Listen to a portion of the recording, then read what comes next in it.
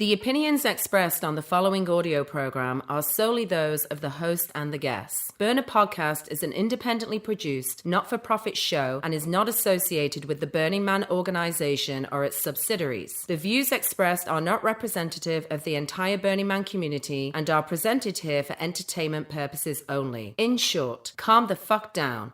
It's just a podcast. I'm hoping we don't have a fish apocalypse today. I don't want to be a part of a fish apocalypse. Fish apocalypse. You know what the problem is though about living in fish world is that it probably smells like fish all the time. But if you're What does it smell like? I mean, does water smell? Yeah, How does that work? Living in the water, I don't think that it matters or makes a difference. Is it is that joke that says like one fish, like an older fish, like swims by the other two fish and says, "Hey, water's really nice today, isn't it?" And the other two fish is like, "What's water?" Yep. Oh. Yeah. I love that. That's one of my favorites. Okay. Yeah. All right. We sound good. We should start here. Okay. Cool. All right. Okay. I'm gonna do the intro thing. Okay. Right now, there was the voice of a lovely British woman telling you that it's just a fucking podcast. Calm down. That's what happened. Hey, it's episode number 131. It is 53 days till the man burns as of this recording. Today, we're doing an episode I've been daydreaming about doing for the past, I don't know, however many years I've been doing this podcast. Personal development, mental health, healthy community organization, and communication. Those are the topics I most enjoy discussing on a 48-hour bender. I know, it's counterintuitive and illogical. I used to be the guy at the party that couldn't figure out how to talk to people unless the discussion veered towards severe mental health challenges and existential depression. I've gotten better. I still can't figure out how to sports ball, but I know, I now understand why folks enjoy building communities around sports ball, because there's kind of that, there's like the weather, there's the traffic, or an awareness of the impending, crushing existential terror that is physical experience. Then something happened when I discovered this particular community, the Burners.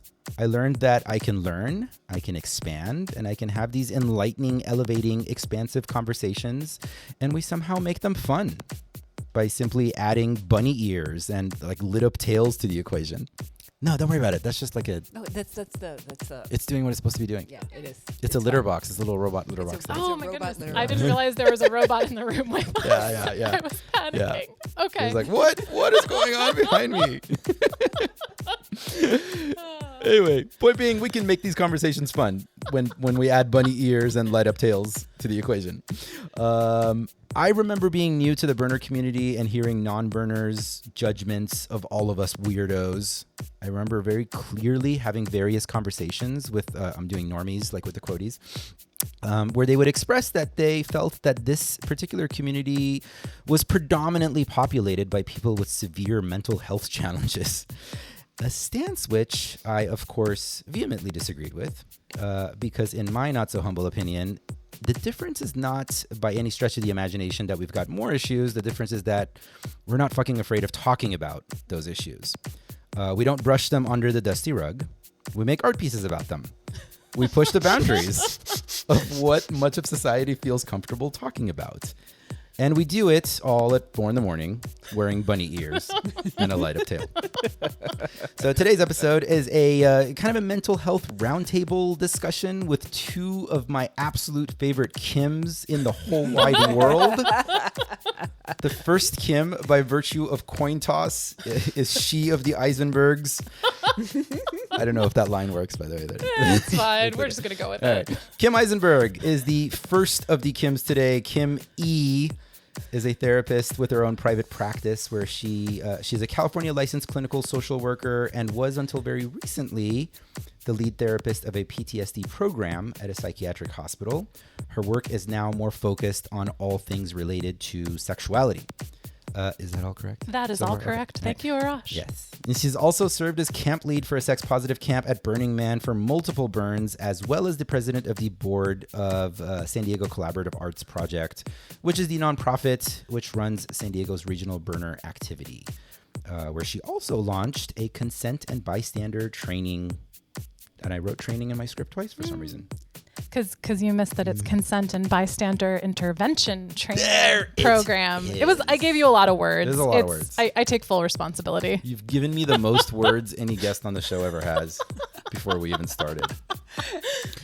And to my left, to my right, actually, I'm not into. You're to my left, so Yeah. I don't know. I really didn't know where you were going to be sitting when I wrote this. So, Dr. Kim Perkins, Kim P, which sounds kind of like a Chinese appetizer, is a former pro speed skater and former journalist. And I straight up copied that from your website when I was writing it. These things are true. These are true. She has a PhD in positive organizational psychology and has served in various leadership positions in the Mystical Misfits Village at Burning Man. She's done leadership and organizational development for multiple big tech and entertainment companies you've most definitely heard of. Dr. Perkins' jam is communication and difficult conversations. So this is was there more? That's pretty good, I think. Pretty good. I think it's a good Yeah. intro. I have brought these two Kims together so that we can address. Also Kim P is. I live in her house. She lives down the hall from me. It wasn't a long trek. It wasn't a long trek to come record this episode. I have brought the two Kims together so that we can address a variety of topics which have popped up for me over the years of doing this show. Every episode, at some point during the talk, when the guest and I get really deep into like some mental health thing, I think to myself, boy, it would be nice to have an actual qualified professional to chime in on this thing that we're lengthily just opining about. So today's episode will be a free-flowing conversation hitting a wide variety of mental health related topics, which in my observations impact our community. It's not meant to be comprehensive. None of this is a replacement for seeking professional help, a statement which I cannot emphasize enough. Because as you may remember hearing in the early warning of every single episode of this show, this is just a podcast. But it's going to be a really awesome one. And yes, upfront content warning, like literally all of the things. Depression, domestic violence, trauma, like content warning for all of the things. Whatever you think might be a triggering topic for you, chances are very high that we'll be hitting them at some point in today's show. We're going to be doing our best to navigate some very heavy topics, and we're going to probably laugh a lot, as you've been hearing, because healing and elevating with a healthy dose of humor is what burners do. So, if you want to skip past all this, you can jump ahead an hour and a half or so to today's featured DJ set. If you're like, I don't want to hear this. After the chat, we'll be decompressing with a fun and playful, joyful set by Dances with Goats. Dances with Goats mixes are just like brilliant and clever and a journey through various genres of lovely music, which is exactly what we'll need after today's chat. The set you'll be hearing, I have the best audience ever. The set you'll be hearing was actually recorded on a beach in Kauai. And not at Burning Man, which is a little off-brand this time, but just as soon as I heard it, I fell in love with it, and it just works. So we're gonna do it. Let's get into today's episode with the two Kims. Today's episode is entitled. I don't actually know yet. We're gonna figure that out. I go by Mr. Arash, even though nobody calls me Mr. Welcome to Burner Podcast.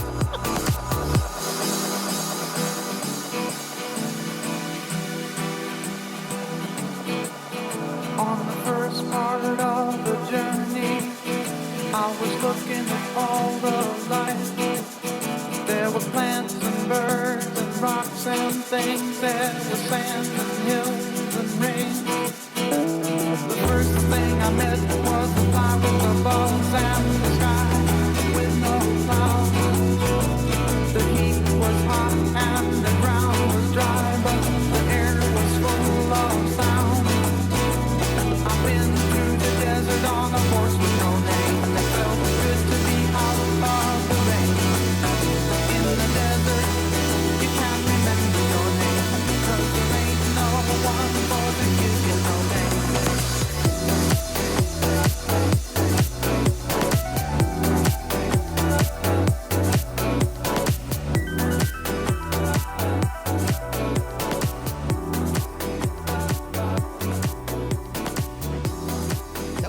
Longer intro than I planned, but I mean, it was getting so much laughs from both of you that I it's just just great. going Into it. I mean, maybe I'll edit some of it out afterwards. We'll see. I like it. Yeah. I like it. Gosh, this was definitely so. I make it a point to not like hang out and talk to people before we start recording, because we just keep coming up with topics that we're like, we should really be talking about that on the podcast. We should really be talking about that on the podcast. So the very first thing I figured I would hit is that when I was earlier, when I was talking to Kim, Which one? Eisenberg, we were kind of like listing off, how to do sort of this intro. And you said the phrase, therapy is political. Oh, that's where we're going to start. I want Okay. to know what that means. Yeah. Okay. So I believe that therapy is inherently political. There's these old school mentalities that typically arising from old white dudes that therapists should be a blank slate, and that our personal, socio-cultural, political conditioning shouldn't inform the way we do therapy. And I just think that's complete and utter bullshit, right? We are all products of our own lived experience, and part of that means that we function in society, and our society, our world is inherently political. We all occupy different intersections, and politics affects us. And so for me, I'm not able to divorce my therapy practice from my politics or my values. And my politics and my values are deeply intertwined. And I would posit that most therapists are driven by values, and that those values align with politics. So without even getting into the specifics of what your politics are, I think it's disingenuous and potentially even dangerous to try to be a therapist that isn't political. Everything that I care about, everything that I hold dear is related to who I am as a person, and is related to the hows and whys of the ways I do therapy. And I think it's really important that we're really candid about that. Anybody who looks at my website will be able to infer a lot of things about my politics. And my hope is that people that see that, that it resonates with them, those are the folks that self-select in. And for people where my politics are not a good fit for them, that they self-select out. And for me, that's part of being a clinical social worker, is that social work values are infused into everything that I do. Wow. So that's my elevator pitch on that. Thanks for starting with something light and fluffy, Arash. It was a mic dropper. Yeah, really.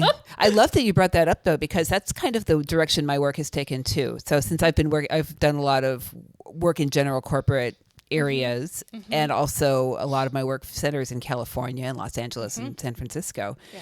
And it became very clear to me that we were no longer at a place where I could be politically neutral in what we were talking about. Yeah.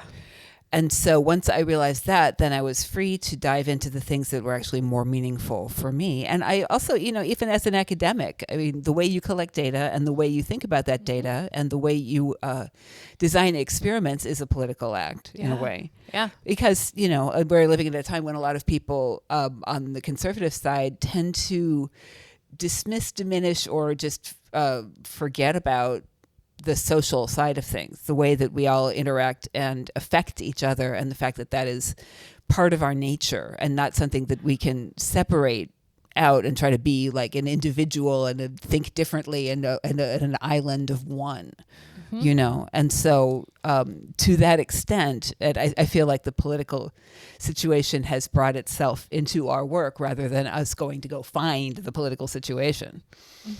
God, that is so okay. There's so many layers here. Like the first thing that came up for me is, when we were studying the feminist art movement.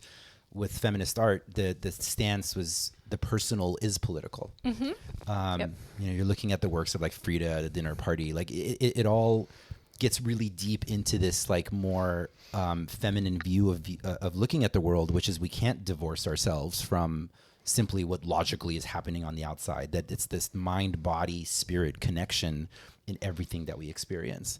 And Kim and I were talking about this earlier in the week. Which one? The one I live with, Kim Perkins.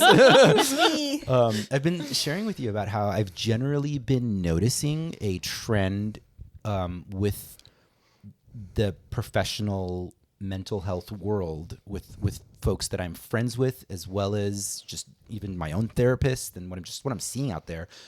There is a movement more and more towards what Eisenberg you were just describing.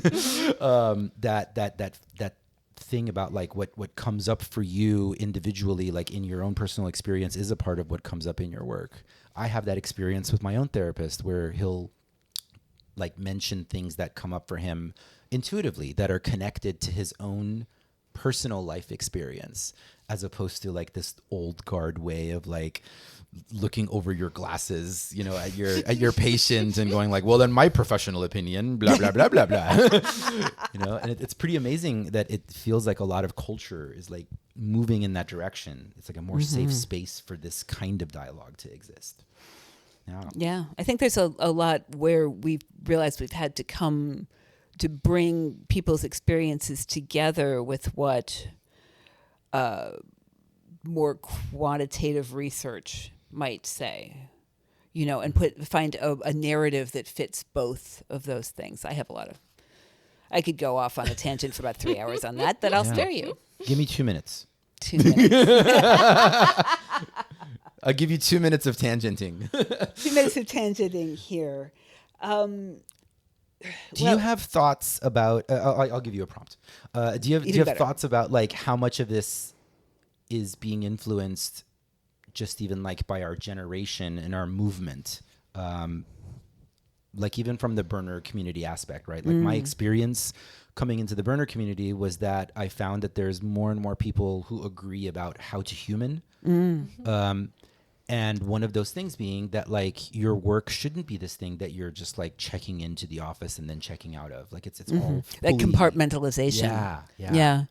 I think there's a lot there. I think there's a lot of structural things happening. For example, technology. There's no separation between. There's no relationship between where you are and what you are doing, in the way that there used to be. It used to be you'd go to the office. When you leave the office, you leave everything there. Oh wow, yeah. Right. And now it's with you at all times. And so if you have the compartmentalization about it, then that really messes with your identity in a way that perhaps in the 70s it didn't. Yeah. Yeah. And because also of the way of technology with the information that we have available, like right now, it's very hard to keep multi-generational secrets, for example. Yeah. Thanks, Disney.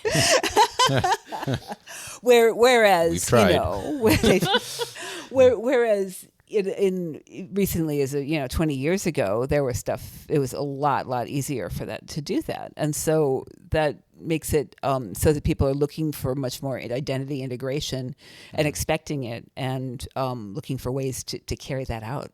Yeah. I'm gonna transition this to sort of like the first topic that we're gonna hit, and up front, my thought process was that we'll start with the heavier thing and then move our way down so that we can give people some semblance of hope.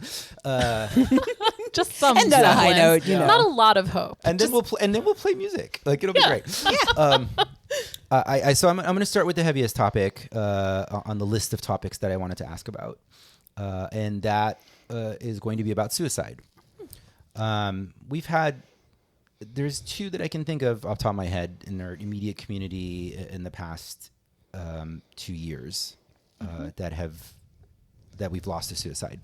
And I was just actually watching the Anthony Bourdain documentary, which is kind of like gets like deep into sort of his story and how it all developed and where he was at with his mental health. And the biggest sort of takeaway for me in that experience was from that story was that most people didn't know this about Anthony Bourdain, but he was cripplingly shy. He really did not feel good being around like lots of people. And it sounds like he just kept powering through and he just kept getting bigger and more famous. And it seems like it eventually, like that level of weight eventually like collapsed. And to me, it sounds a little bit like what you were describing, Kim Perkins, about like that compartmentalization that he was trying to like it's the conversation about like the patriarchy, like shut up and do your job, and like he put on like the happy face on the outside to do the job, and then on the inside he was becoming more and more agoraphobic and going into more hiding. Yes, you started to, whenever a guest is about to say something, I diverge. Oh boy. Yeah.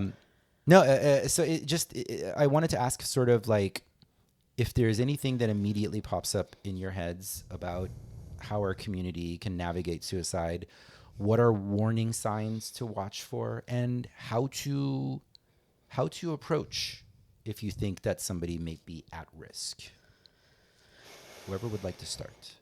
I will start because I was living and breathing a lot of this suicide risk assessment, intervention, prevention for the last 5.5, 6 years, up until I went out into private practice on my own, where I'm understandably dealing with lower acuity clients. But in all of my hospital work, this is a huge clinical focus. And it's a really complicated thing. When I was listening to you talk about Anthony Bourdain, the two concepts that come up for me, and they're very squishy, right? It's not, a specific thing that we can always look at and point at and say definitively. But in terms of clinical conceptualization for suicide risk, what we care about the most are people that have a sense of perceived burdensomeness. That's the first one. So this sense that people would be better off without me. I'm too sick. I'm in too much pain. I'm too much trouble to really want to burden you with our relationship, so that, other people are taking care of me, I'm not contributing. And yeah, I could go on about that one. But so perceived burdensomeness is the first one. And then the other one, which I think really has a lot to do with our community, is a sense of thwarted belongingness. Thwarted belongingness. Thwarted belongingness. So this idea that I do not belong, that I do not connect. And we were. Can I elaborate on that? Because holy crap, yes. Yeah. I've talked about that on this show. Like people are like, you're literally the host of Burner Podcast, like, and you don't feel like you belong to. And I feel it regularly. Yeah. But that, and I've observed that when people like fall into depression, they like start to retell this story that it's like everybody against them. Yes. And it's so. I know that when I get into a better space, I look back on that. I'm like, what was that? Yeah.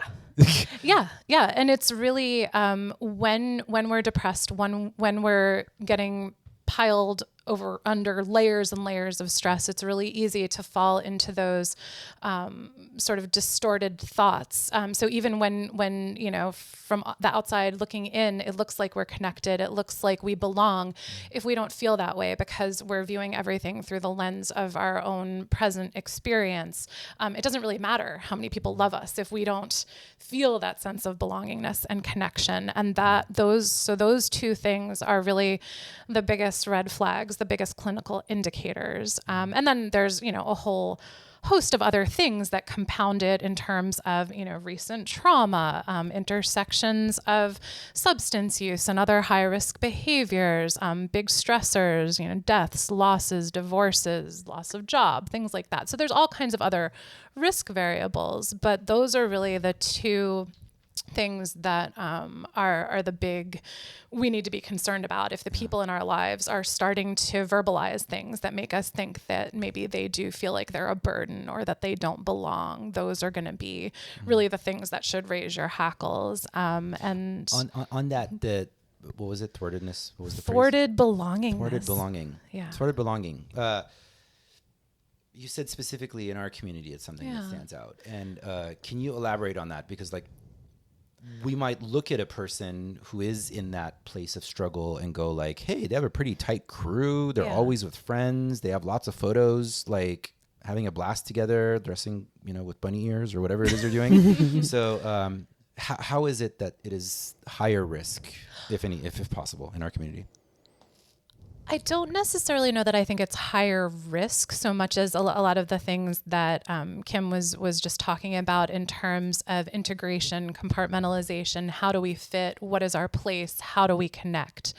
And I think that myself, as well as a lot of burners that I know, we're drawn to this community because of a desire to connect in meaningful ways that maybe we hadn't ever really found in other spheres of our life. And so there's a very strong pull into this community, which is completely voluntary, which is very much duocracy, which is very much about what kind of connections can you cultivate, what kinds of ties are going to bind us together, where do you derive your social capital in this type of radically inclusive space that is going to accept a whole lot of people.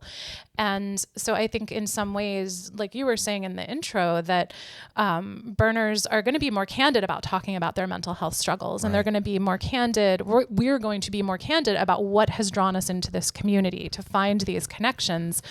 And that's also a place of vulnerability, right? When those things get are called into question, or relationship bonds break down, or camp ties break down, or you're part of some fun burner drama, and all of a sudden it feels like the rug has been pulled out under you, or bad things happen. People do harm to each other. These are all the types of things that, when people are drawn into this deeply connected community that gives a sense of belonging, that's so incredibly valuable, and it can be really delicate.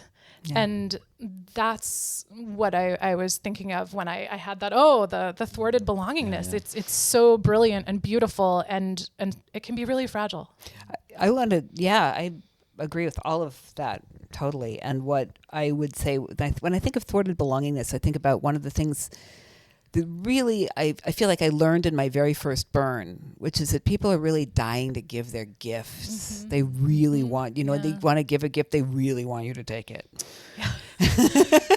and that to me, when people don't sometimes, or when people have gifts that they want to use, but that nobody seems to want, or that they aren't valued, or they see them not really getting a response that other people are getting, that's really a big deal for them in this community where we're all weirdos and we're all going to be vulnerable. That if you're still too weird for the weirdos, or the weirdos aren't getting you, then oh my God, right? Yeah. So that's one thing that I think about with this in a community.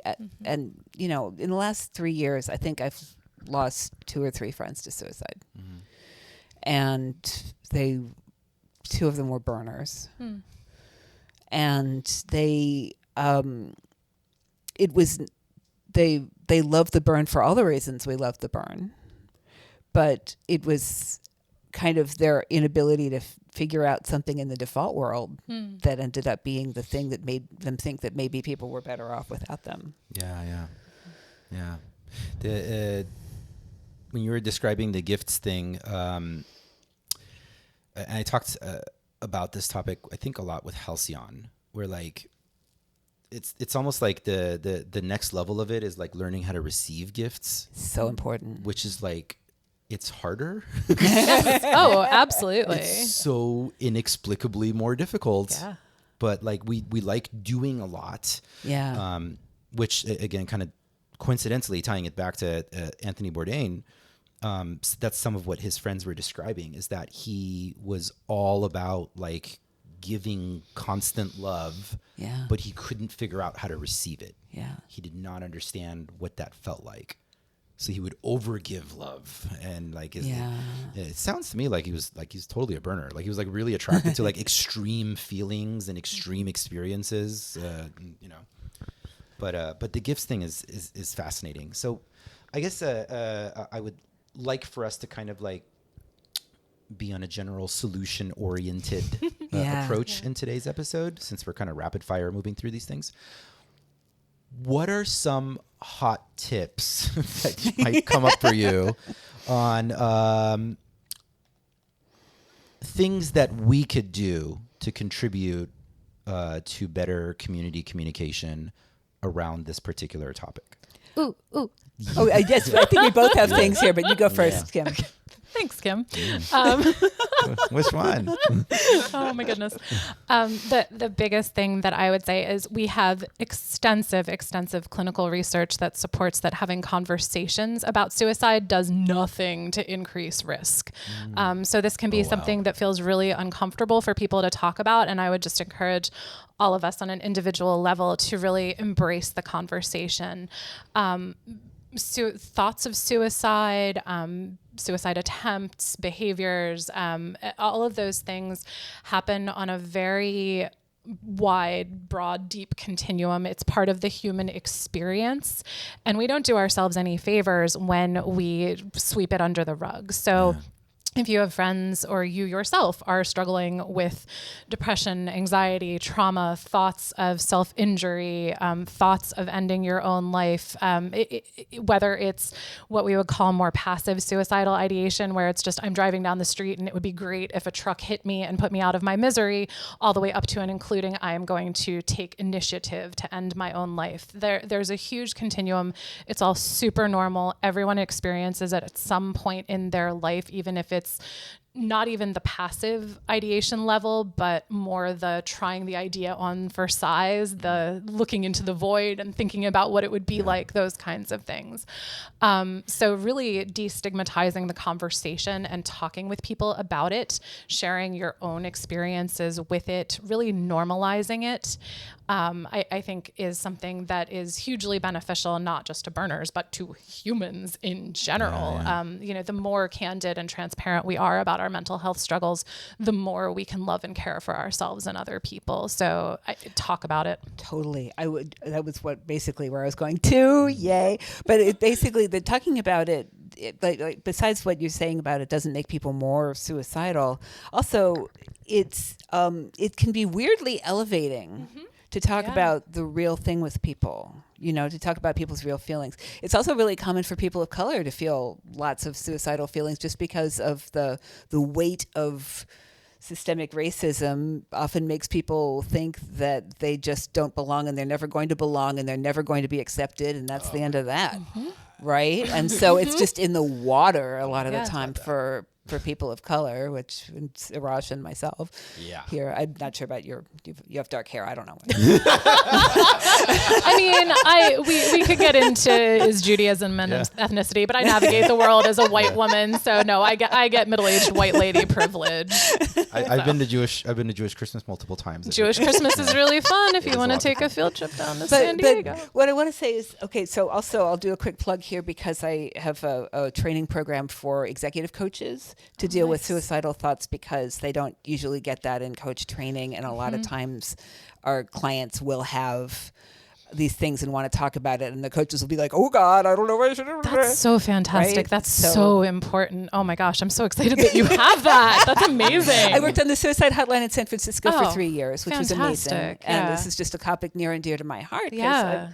Had that too. And also, the main thing is just if people are expressing this, don't freak out. Yeah. Because all you're going to do is have a conversation about life and the universe and everything and worth and what's worth living for. And if you are, just think of it as a 3 a.m. dorm room conversation, not something where you have to run around and take care of somebody or call the police or get rid of all the kitchen knives. You don't have to do all that. Just basically if you just be there, listen, keep the focus on them and not on you, and hang out with them, and then you are helping. And if you have friends who you think might be depressed, call them. Don't just wait for them to call you.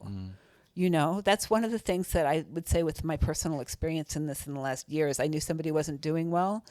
I was very busy. I didn't call them for a month, and the next thing you know, and I think, what if I'd called them? I mean, I don't want not to put it on me because it's not my fault, and there's a lot of circumstances. But if there'd been 10 people calling them regularly and saying, what's going on, maybe we could have had a different outcome. I was just when you were describing the 3 a.m. dorm room approach, God, that is brilliant. Because I just make a note to talk about that, and I was like nodding my head so hard that my hair was falling all over the place. So I was, the first third of my life, I was like on the spectrum that you described, Kim Eisenberg, like the what was it? Not like the suicidal ideation passive. And full on planning. Yeah, passive, right? I was like in the middle of that spectrum. I was somewhere in the middle, and I would lean one direction or another. And the reason that I didn't want to talk to people about it is because I didn't want to deal with the freak out. Yeah. And I'm like, great, now this is all about you. Yes. And then that made me angrier. I'm like, great, fuck you. Now I'm going to have to deal with somebody else's feelings. Right. I'm going to be having no resources myself, and now I got to take care of you. Yeah. Nobody wants that. I think the really treating it as like a 3 a.m. dorm room talk is pretty... Yeah, that's what I needed when I was in my darkest space and I didn't have access to. And I feel like that's a pretty good one to give burners. Like we're pretty good at that. Yeah. 3 a.m. dorm room talks. Yeah. Yeah. 3 a.m. anywhere talks. Yeah. Just 3 a.m. talks. Yeah. We're probably up at 3 a.m. is what's happening. Not me anymore. Either way. No, I'm in bed.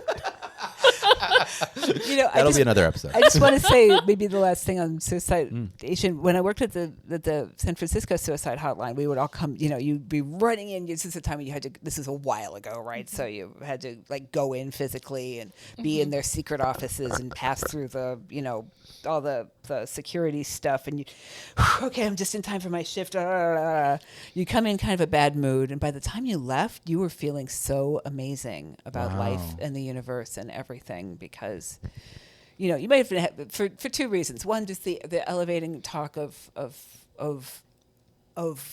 talking about the real thing of life, the essential nugget of life. And also everybody you talk to is having a worse day than you are. So your day now looks like absolute paradise, right? By comparison. So it's actually, I think you'll find most people who talk about this regularly don't find it a drag.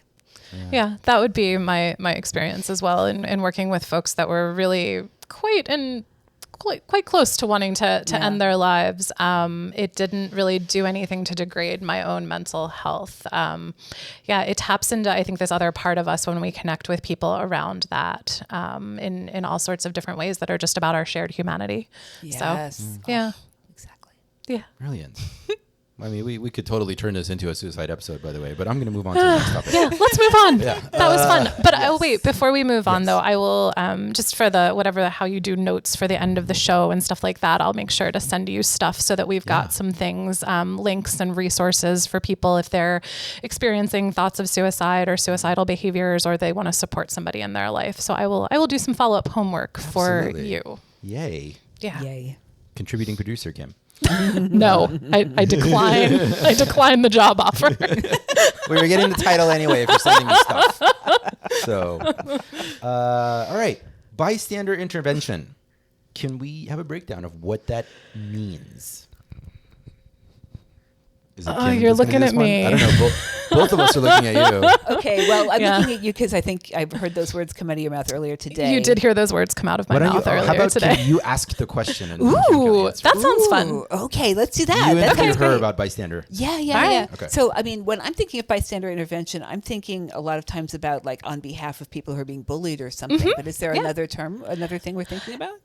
No, I think you're spot on. It's not exclusive to bullying. Bullying is certainly a piece of it. The way, the thing that I was talking about for the intro was specifically consent and bystander intervention in sex-positive spaces where people are stepping into more consensual risk-taking environments with other people, as we are wont to do at Burning Man and related awesome. community events. And so that was the specific training program that I was part of. But yeah, there's a lot of bystander intervention. One of the ones that I see a lot of press online about is specific to anti-Asian hate crimes and how to intervene in public spaces when people are harassing Asian people. So there are a lot of different things that it can look like, all with these sort of same core principles of we want to be taking care of each other. We want to be looking out for people, and we want to be creating safe and healthy communities where people are able to fully express themselves.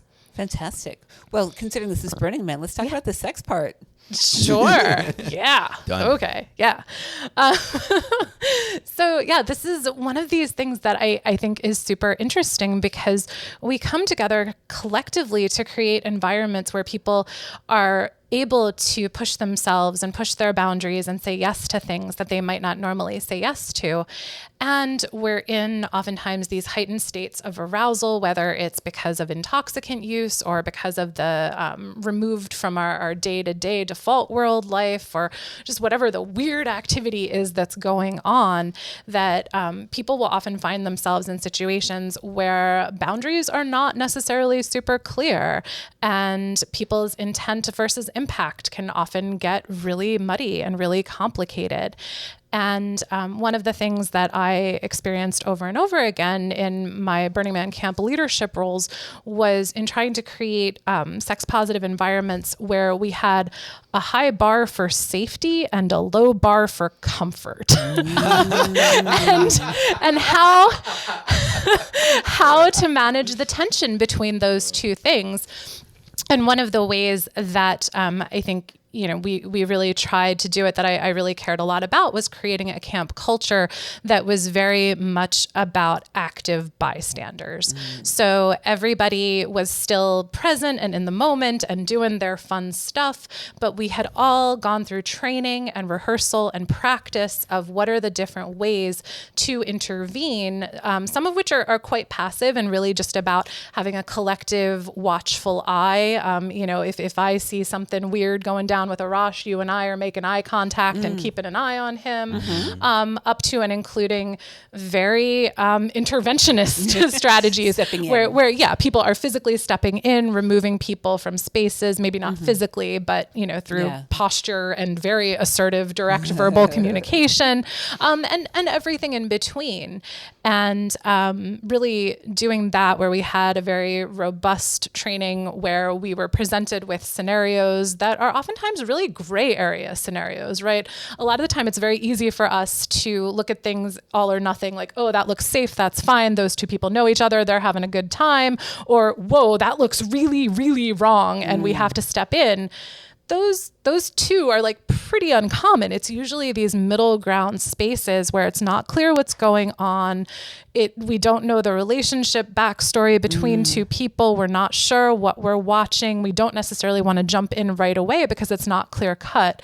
And so having to navigate and wrestle with those kind of situations and then have a toolkit full of tools for how can I intervene, I think is just so important.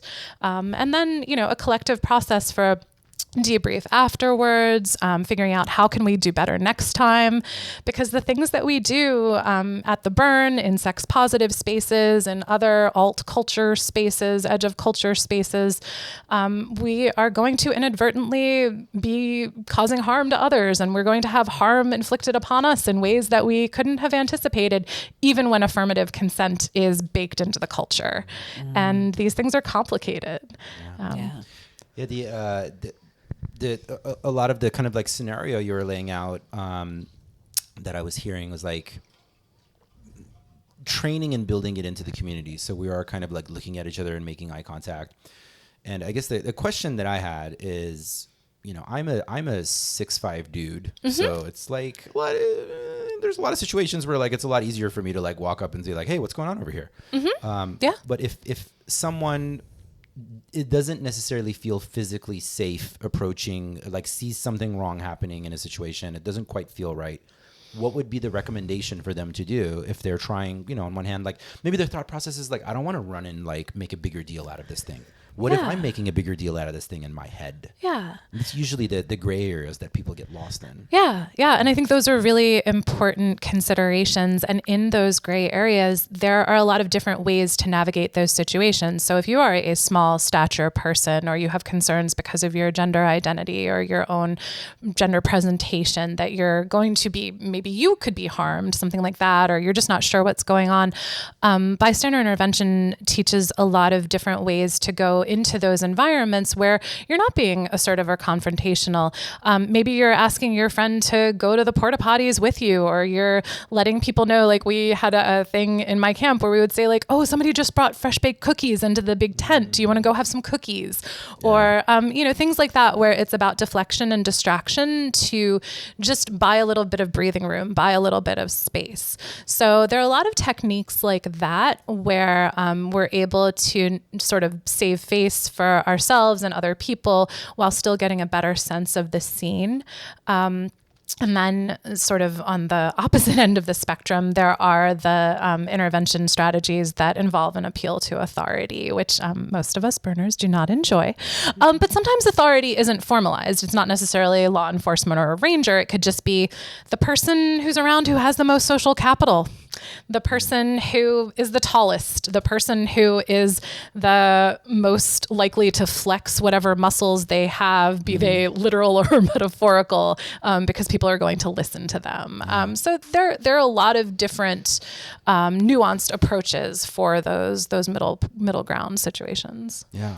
I know one of the things that I've ended up doing a lot is I seem to be the one who kicks people out of parties when guys are creeping. Me too. I wonder why that is, Kim. Maybe that's just a Kim thing. The Kim thing. Creeper goes to a party, sees a Kim. Oh, fuck. Not my party. Yeah, no, I know that I like walk into parties and there are some people that just cringe when they see me, and that is my lot in life. I have accepted it. Please, people still invite me to parties. I swear I'm kind of fun. But, and I find myself making kind of a determination sometimes between, is this a person, like it might be that they just need to leave at this moment because they're kind of a stranger here. But sometimes it'll be a fundraiser party or something in LA where they really are part of the community, but they're not acting okay. And I try to use an approach that allows them some space to learn rather than just disconnecting and, shall we say, canceling them. Yes. Right. Because again, what we were talking about earlier, people really need to be part of a group. And when people are rejected from a group, they don't often say, wow, I must have done something terrible. They think, oh, those assholes, Yeah. And so it just throwing somebody out summarily. I mean, I know a lot of places that have very zero tolerance type of rules about that, or like one strike and you're out. And I find like that worries me for helping people learn to do better. Absolutely.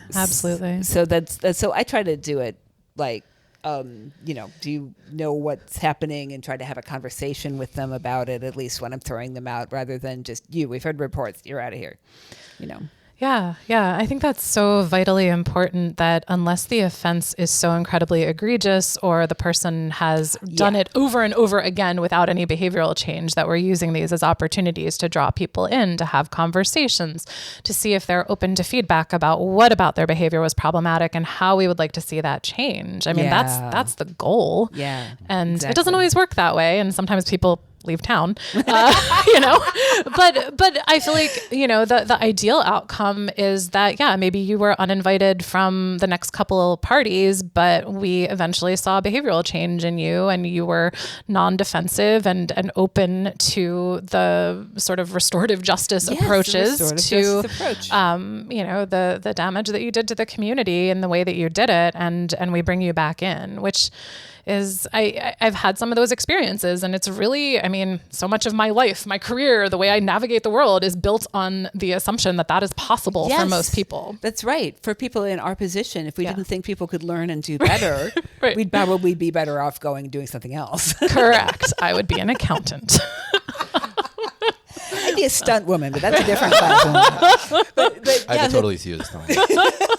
But seriously, I think that's something that we have to do, and it's up to us as the communities to figure out where the lines are on that, though. Yeah, between what's irredeemable and what is. And this was one of the things that I found really interesting, contrasting my experience as a Burning Man camp lead with then being on the board of a regional, where BMorg has it is an exceptionally high bar to clear to get uninvited. Like you have to do something real bad. And even then it's not you're banned forever. It's you don't get to come to this one thing for X amount of time.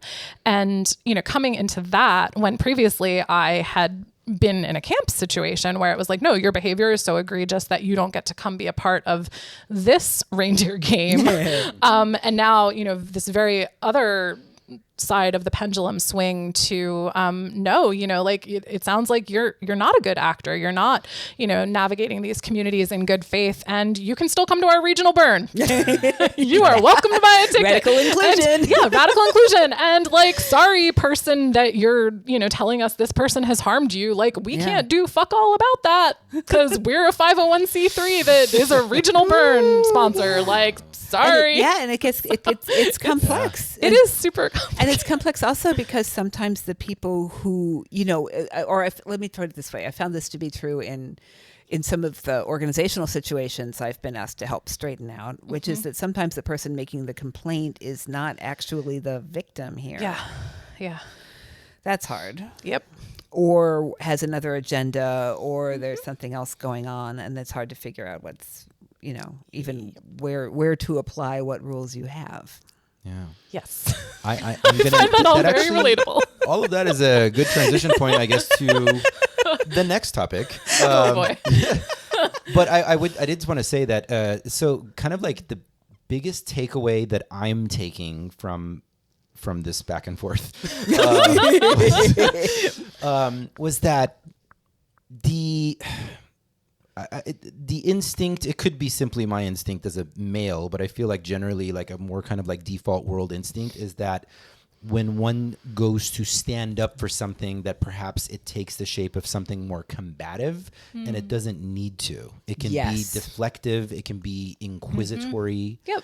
I don't know if that's a word I just said, but Sure. it sounds Works right. for me. All right. Yeah, I like it. Inquisitive. But yeah, as you were describing, like both of you were telling these stories, it was making me think of Ram Dass tells this story that someone else had like shared with him about Aikido, which is a Japanese martial art. And in Aikido, I guess the philosophy is if you have raised your hands on someone, you've already lost the fight. So Right. how do you- Aikido is about using Yeah. their aggressive energy against themselves. Yeah. And he tells this absolutely beautiful story of a man who, like this big, loud, drunk construction worker gets on like the train in Tokyo, and he's walking around knocking people out the way. And the person telling the story is an Aikido practitioner, and he's like 20 something, and he's like ready to get up there and fight this guy and give him a piece of his mind. But then he hears like some old guy suddenly go, hey, you like sake? And then he just starts randomly telling, so this big drunk loud construction worker is like super confused now, and this little old man starts telling him, man, me and my wife love sake. We sit down on our porch and we just like drink sake at like sunset, and just like full on starts telling him this whole story. And he said that he watched this big construction worker kind of like shrink and start to go, my wife left me. And then they start like talking, and he was saying, I just watched an Aikido master at work. He didn't raise a fist. He ended the conflict. Everyone's safe. This person is now he's having his own little restorative justice moment. And it is pretty fascinating. Yeah. And so again, like everything is both of you describing it, that's making me think of like, wow, there's like 20 million different ways I could approach a situation. And they don't have to be walking right up to the person and going, let me tell you. That's so true. Yeah. And there's a lot to be said with just starting with a ball peen hammer and not with a nuclear warhead. And see if you can get the least amount of thing to get some sort of like what you were saying, Kim, a wedge between, like, to break the cycle of what they're doing, right? Or distract them for a moment, or bring them something, or something that just alters the situation that's giving them this knee-jerk reaction that puts them a little bit back on their heels. Or there's just so many things you can do, and I think this applies to a lot of bystander intervention training when we're thinking about helping people who are being bullied as well, or harassed, or however we want to say it, because the alleged activist stance would be to go in there and say, you're being racist and I will not stand for this, right? Which is generally a terrible, terrible idea and doesn't change anybody's mind. It doesn't help the people and can often make things a lot worse, right? And so instead, what it is, let's think about the actual outcome we want. We want the harassment to stop, and we want the person to be safe. And that often means merely separating them out, or let's get them over here, or look, here's a shiny thing and it's over here 20 feet this direction, or whatever. Yeah. And that's the difference between how I don't know, rangers or volunteers at the burn might react to a situation as opposed to like law enforcement. Which kind of like go in already ready to bust heads. Well, and thinking about it for yourself, just knowing your friendly, gregarious, sort of chill vibe, using that to your advantage, not trying to go pseudo ranger, but to just be a Rosh in the moment. There's so much really peaceful, happy potential for you to be somebody that can help other people just by being yourself. Yeah. Yes. Okay, so man, it goes like there's like 3 different directions I can go. You can take a moment and pick. Okay, yes. Well, here's one that pops up. if I'm not entirely sober, I look at a situation and it often looks a lot more dramatic than it looks to other people who might be sober. I'm pretty sure I'm not alone in that experience. What would you do if that? What would be your advice to somebody navigating that? Not me though, but somebody. Oh yes. Well, for your friend Arash, who's you're asking for a friend. Asking for a friend. I would say Who's on first of all, acid. just in general. And also might have taken some 2CB like 4 hours in. But that's what he told me. I think one thing, first of all, remembering that your channels are more open. Yeah. And second, just like in your general sober life, or not totally sober, you can do this. It's just like be aware of what your triggers are. Like, okay, I'm just going to say, I had an embarrassing thing happen to me a couple months ago, in which I got into a stupid argument with a person because I was not. I was a little more, my channels were a little more open than they normally would be. And I was giving them the benefit of the doubt, and I gave them too much benefit of the doubt, and I got really mad, and they definitely triggered me. Yeah. And if I had remembered, okay, I probably should just do the thing that, yes, exactly. No, I just mean hold the mic closer. Oh, hold the mic closer. That's really funny. So you were making a pointing thing, and the thing is, that's exactly what I ended up doing with. You pointed at this person. I ended up. They were pissing me off so badly that I ended up. I couldn't hit them. That would be bad. I could tell that would be bad. But I ended up like using my index finger and poking them in the stomach 3 times. Assaulting them. I assaulted them with my my finger. Yeah. That sounds so bad when I put it that way. But I did. They were. But for me, I have a trigger of when people are doing kind of like a Jordan Peterson-esque masculine privilege argument toward me. I want to smack them, and I would have.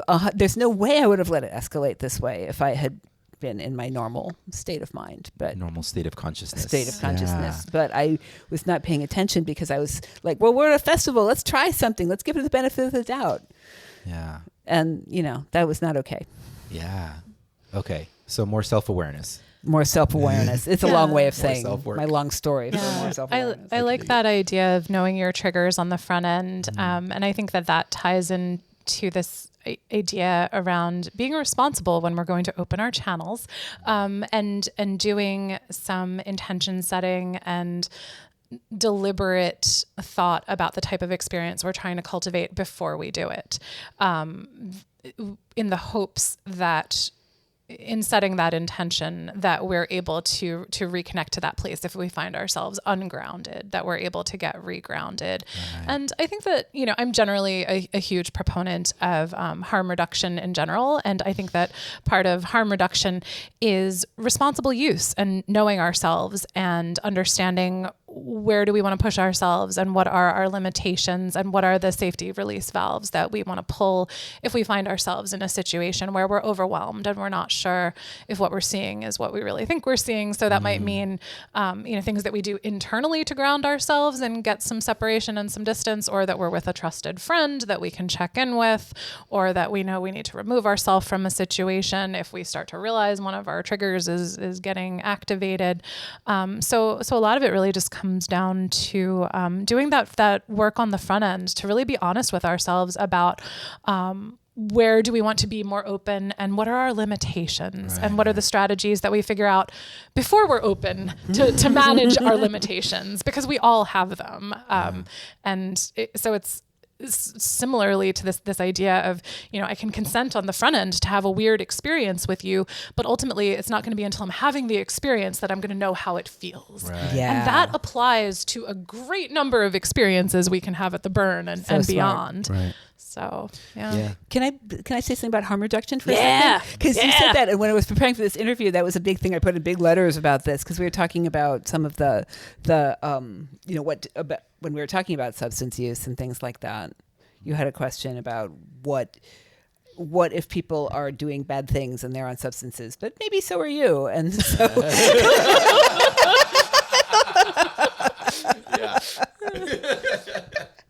And I wanted to bring up, since you mentioned the words harm reduction, I wanted to say that this approach is basically like a lot of our inherited language around substance use is that it's kind of all or nothing. You know, that it's like abstinence is having the high moral ground and everything else is like rather suspect, right? Yeah. But the harm reduction approach just means it's not so much about whether you're high, but like what you are doing while you're high. And so if somebody is trying to, you know, if they look like they're about to set the kitchen on fire, trying to make some ramen because they've had like 17 tequila sunrises, right? I'm making this up. I mean, not that this doesn't happen. I had like 14. Okay, I 14. don't We got appreciate it the right. exaggeration. Got it, Arash. And They're little cups. They're like shot glasses. you don't lecture them for being drunk. You say, here, let me get that. Let me get that for you. Right. Let me So cook the ramen for you. Yeah. So you focus on how to tamp down the harm, not how to make them a bad person for being for that. Right. Right. Oh yeah, that's a huge distinction. Yeah. I love that. Gosh, I had like a thing that I was going to follow up on that, but like that was like a mic dropper, and it immediately made me lose track of what I was going to say next. That's so fascinating. Yes. Okay. One of the next notes that I had over here, I think is like kind of linked and connected to that, is when do I call a ranger? And I've been in multiple situations where I've seen folks kind of like be afraid to do that because they have like the same kind of like fear of authority that they have about like, oh, we don't want to call the cops. Now we're going to get in trouble for XYZ. And I was just curious if either of you have any thoughts on that topic. Bill, being a ranger, I have thoughts about that topic. So first of all, I want to say that there's a distinction that needs to be made that has recently been brought to my attention, is that there are the Black Rock Rangers, which are basically burners who go around to go help stuff and have had like some training in conflict management and like what the infrastructure is and stuff like that. And they have the hats and the brown shirts and they walk around in pairs, right? And then there's also the BLM Rangers, who are actual law enforcement people with guns and, you know, top to bottom khaki, who are not burners and who will not act like burners. Yeah. So those are two different entities. I just want to be really clear. So Black Rock burners don't have any actual authority. They just are there to help. So they can't, most of the training is about how to make sure that they act like they don't have any authority, because they don't. I should probably clarify. My bias is like, you should totally right away go talk to the Rangers. And I'm talking about Black Rock Rangers. Yeah, okay. Just want to clarify.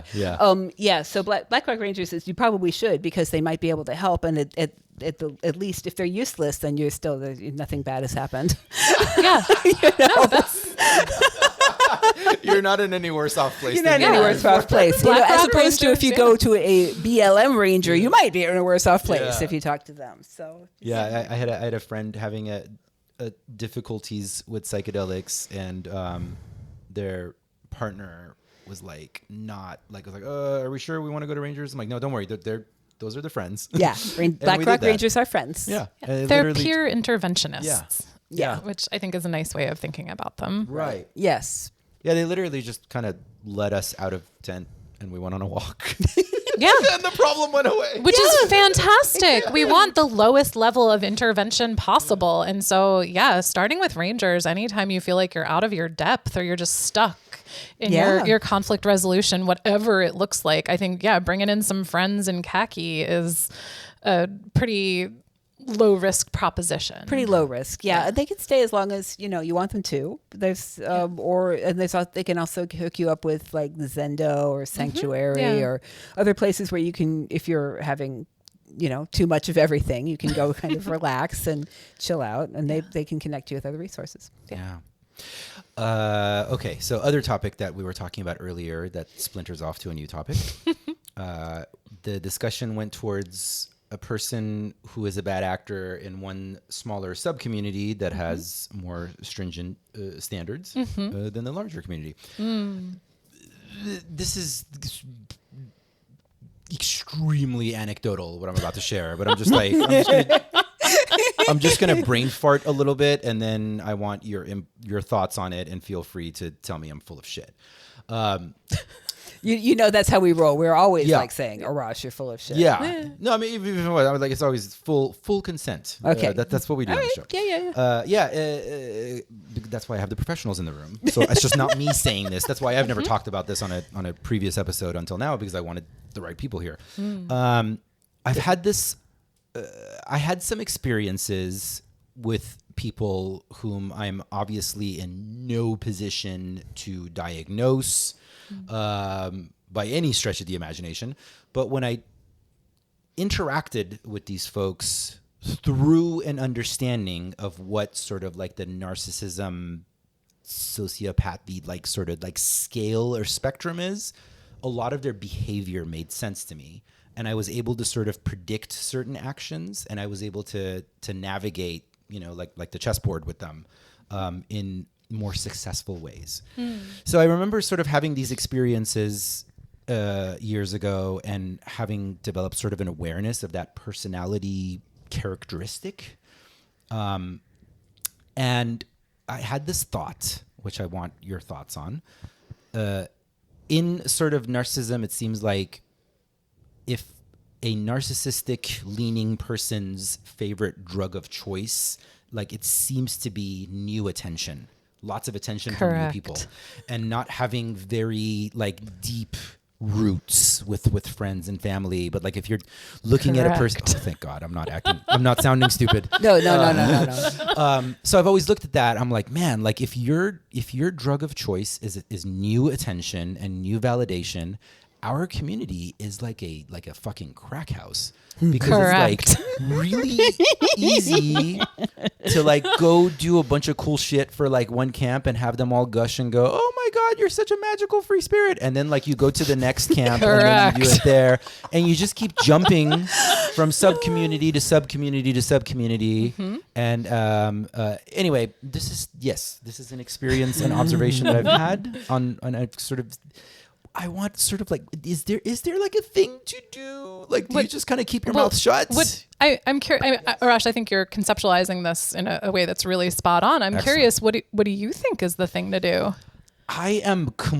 This is one of the few things, honestly, that I've completely been bewildered by. Because like, even like when we were discussing like bystander, intervention, for example, earlier, I was like, yeah, that sounds like that's probably what I would do in that situation, right? Like, but when I'm asking questions on the show, I'm kind of putting myself in the shoes of someone who's listening quietly at home and might be kind of embarrassed to ask the embarrassing questions, and I'll ask those here. I think that's a great thing, and from my perspective, there's a lot of narcissism in leadership, like a lot, and so people often start and do Burning Man projects from a very narcissistic perspective. And that's and I'm not actually saying that like with hate toward them. I'm more saying that's something we like in leaders. We like a little bit of narcissism and a little bit of self-elevation. It can be a useful tool if it's on some level of check. But you're asking like, what do I do? Like, I got to tell you, this one is the one that I'm legitimately lost about, because for one thing, it's become incredibly popular to just like say everyone we break up with is a narcissist in 2022. Right. It's true. And it has like lost its meaning. It has. And people, and the handful of times that I have attempted to talk to people about experiences that I was having with someone I was suspicious of being much stronger on the spectrum of narcissism, I was pretty dismissed, like pretty aggressively. And so like I kind of learned to keep my mouth shut. And this is really like one factor in a community that I'm absolutely at a loss of how to handle. I have a lot of thoughts, but I think I want to hear yours though. Sure. Yeah. And I want to hear yours. Yay. We don't actually, you can just go. Cool. Yeah. Yeah, I think so firstly, what I'll say to the point that you were just making, Kim, is that whether we're talking about narcissistic traits or any of the other access to cluster B personality disorders, that we all have those traits, right? On some level, we all embody these elements, and depending on what our lived experience is like and the adaptive coping strategies that we develop over time, we'll see more and more significant expression of those traits, like just depending on the person. So I think the fact that you're stuck around this makes a lot of sense to me, right? Because we see these things through the lens of both the observed behaviors, but that's also being filtered through our own lived experience. And then there's also our intuition around these things. And the tough thing about folks with really strong narcissistic traits, as well as borderline or histrionic or anything else that are these really kind of big over the top personalities, is that oftentimes when their light is shining upon you as an individual or as a friend group or as a camp or as an organization, that light is beautiful and it is brilliant and it is warm and we want to fucking bask in that shit. And so it is not surprising to hear that you saw some red flags, what through that combination of the observed behavior and your intuition, and that the folks that you brought it to were dismissive of that. That doesn't surprise me at all. I think that, and I say that as somebody who has both been on the Arash side of things, being like, why don't other people see these red flags? As well as being the person who had the light being shown upon them and basking in it and being like, no, that's not what's happening, right? This is a very human experience. And I think when it comes to our communities, a lot of it is the phenomenon that you were describing about people kind of jumping from group to group over time. It's one of the things that I think we don't necessarily get neat and tidy resolution around in the short term. And oftentimes it's about us as people that care deeply about other people, about our friends, our loved ones, our broader communities. It's about us sticking and staying and just letting it ride out, because people that truly do have those I know it's I know. so, but here's the thing. If we stick it out, if we know, like, both objectively and deep in our gut that like something is wrong, this particular actor is not acting in good faith, other people don't see it, they're not ready to see it yet. In the interim, before the whole thing blows up, we can still do what we need to do to be good stewards of our communities, to show up in healthy ways, to try to demonstrate the kind of behavior that we want to see in ourselves and others, and just keep trying to elevate each other. Ultimately, and again, I'm saying this as somebody who's been on both sides of it, we all have to go through our process of understanding, what we do and don't want to show up for, and what we do and don't want to allow in our lives. And it's really hard and it's really frustrating, especially when we care deeply about community and we're really invested and we see people that are not necessarily coming at it with good intentions. And, this is a lot of that middle path stuff where unless something is so egregious, we are radically inclusive in various different ways. And it's about, I think, just shoring up the foundations so that when people that aren't acting in good faith do actual damage, that we have systems in place to do some damage repair and to really try to strengthen those bonds that get degraded over time through those kinds of things. So it's a really hard question, and I don't think there is like a simple and easy answer. And a lot of it is sorry. It's just it's sticking and staying and being the kind of leader that you are, and just doing the pro-social behaviors that sorry. I was hoping to quickly wrap it up in 5 minutes, but yes. What you got, That Kim? is a beautiful answer. That was so comprehensive. Thanks, Kim. I'm such a fan. I know we've got like definitely a mutual admiration society thing going on here. So thank you, Arash, for bringing the Kims together. This is good stuff. I think Burner Podcast Presents the Two Kims should be a spin-off show. This is what they call a backdoor pilot on TV, where like the characters all like are there specifically to start their own show. Well, I'll talk about narcissism and leadership for a second, because I think that's something that, like one thing that has been my experience is that a lot of times people will start or Burning Man camp or will branch off a Burning Man camp in order to kind of get an experience of being at the center of things and being in power that they're maybe not getting in the real world. I've kind of joked with a lot of people here in Los Angeles that, well, Hollywood wasn't cooperating, so I'm just going to rebuild Hollywood with myself in the center, and it'll just be Burning Man, That's oh amazing. my God, that's so accurate.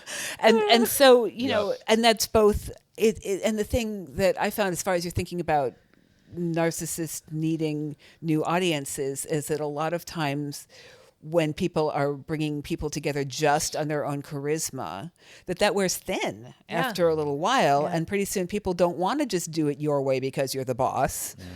And they drift away, and then people go find new places because the old communities don't want them anymore, or don't want to do it that way, or and that's and it's frustrating, but also it's one of those things that I think is part of the natural cycle of things building and collapsing, that is part of the cycle that Burning Man celebrates, actually, of things don't have to live forever. That's lovely. Oh my gosh. So it's frustrating, but I also I have when you mentioned that narcissism is very much something everybody's accusing everybody else of doing, right? And gaslighting and narcissism, and yes, the world is full of these things. But I really tend to not. In my work too, I really stay away from. I mean, like, I'm not a clinician, so it's not for me to diagnose people, and I really try to stay away from attaching labels to the people, both in my life and in my practice. Absolutely. Because it's really easy. It's so easy. It's so human to just start telling a story about them and not see your own part in it. And everything in my training and my work shows me that this is all a systemic thing. And that, so for every narcissist, there's somebody who's looking for somebody to tell them what to do. Yeah. And it's more of an interaction kind of thing. So if they're bothering you, go have relationships that aren't like that with other people, basically. Yeah. Let people be themselves and figure it out on their own. Right. That it's the interaction of like how they make you feel and how you feel around them and what this is doing overall, and not whether they are or are not, clinically identifiable as one thing or another. Yeah. What that's bringing up for me is I'm like halfway through reading All About Love by Bell Hooks. And it's kind of like a back to basics discussion of like, what is love? Like, can we even agree on a definition? It's like, it's incredibly hard. The definition that Bell Hooks uses, which I have since subscribed to, is love is an unconditional investment in the spiritual growth of oneself or another. So if I'm thinking about a situation where, like, I know this person, I can't say I know.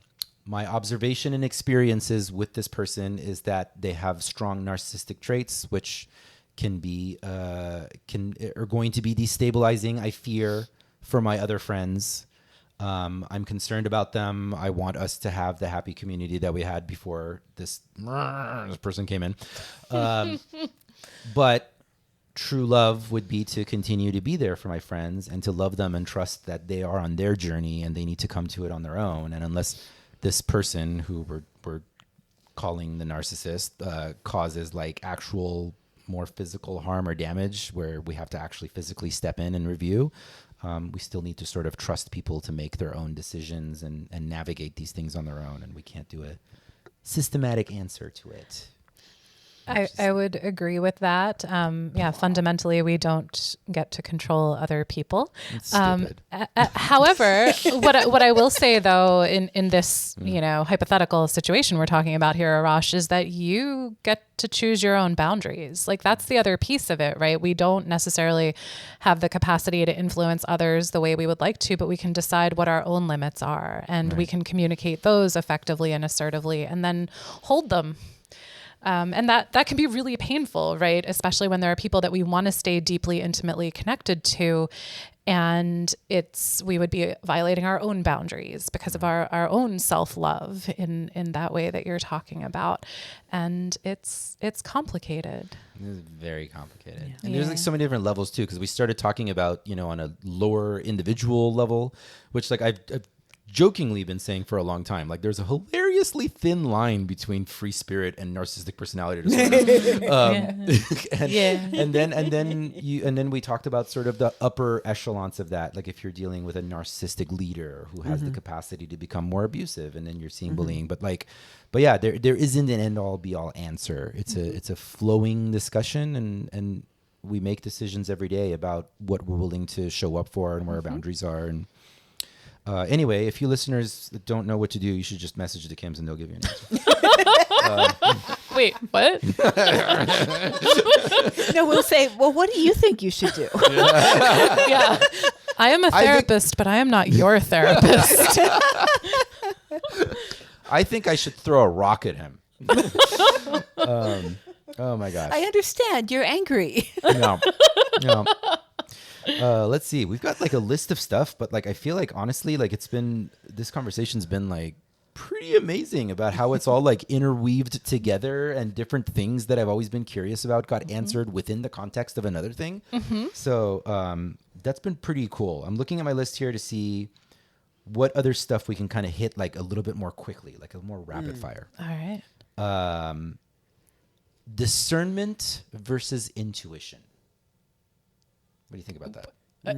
What? Does that make any sense at all? I think I've got a mean, little bit. I have no idea what you're asking, so. I'm going to guess that it's about basically sometimes you get a feeling that about a thing that you're either really attracted to, that you like, I just felt like I needed to just jump on my bike and go to the man today. Yeah. Right? Yeah. Versus I'm going to the man because there's a thing I want to do there at 7:00. Right. Am I close? Yeah, I suppose, yeah. I guess it's kind of like on the topic of like navigating mental health stuff. It's, I guess this kind of links to another question here that I have. Like, I don't want to be a judgmental bad hippie, but I see something going sideways. My intuition is telling me blah, blah, blah, but my brain is telling me blah, blah, blah. Do you have any thoughts about how one can feel good about being a good hippie and still be open and be loving and intuitive, but also if they're smelling that like something doesn't quite feel right to them in terms of some of the topics that we've been discussing earlier? I mean, I guess I have so many follow-up questions for you about how do you define and operationalize what makes a good hippie, and why and why is that important to you, that that's what you want to embody? Like, what core values of yours does that tie back to? And I think so I don't have an answer for you. I just have more questions. And I think in your own answering of those questions, you can then allow that to guide you in terms of how do you want to behave? I want to believe that the whole world is love and we're all getting along, and radical inclusion and all so stuff. that's what a good hippie is someone that believes that the whole world is good and love and we're all getting along? Yeah. This is a thought system. Are you okay? Don't therapize me.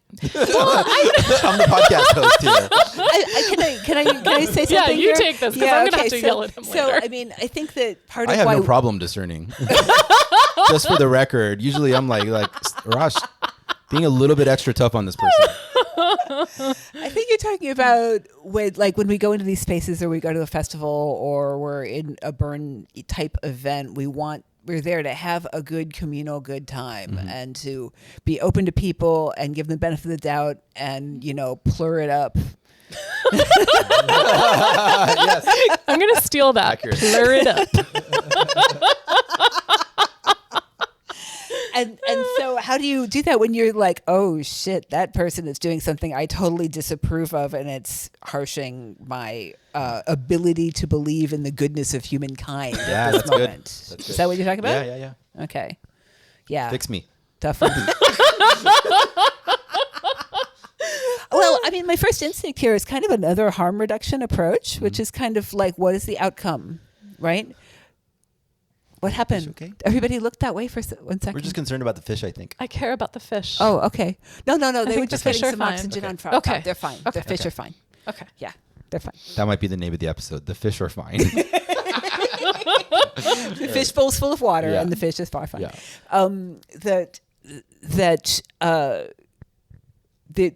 For me, the question becomes: is it something that's bothering because I don't like it? Like, for example, there are some substances that I don't think anybody should be doing that I sometimes see people doing. But that's a thing that I have, right? And that's not theirs. They are free to do them. Right. I mean, as free as they're to do anything else. We won't go down that rabbit hole. Right. So it's basically, is it about me or is it about them? And that's really where I would go with that. Because I'll tell you what, I am very much a peace and love hippie, and I'm also one judgmental bitch sometimes. But I try not to. I just try not to let it come out of my mouth. So I might think, "Oh my God, that guy," right? But I don't say anything because I don't want to make it have consequences. Yeah. So, but I let myself say it in my mind. All right, I'm going to steer over here and go look at these nice flowers and these people frolicking properly.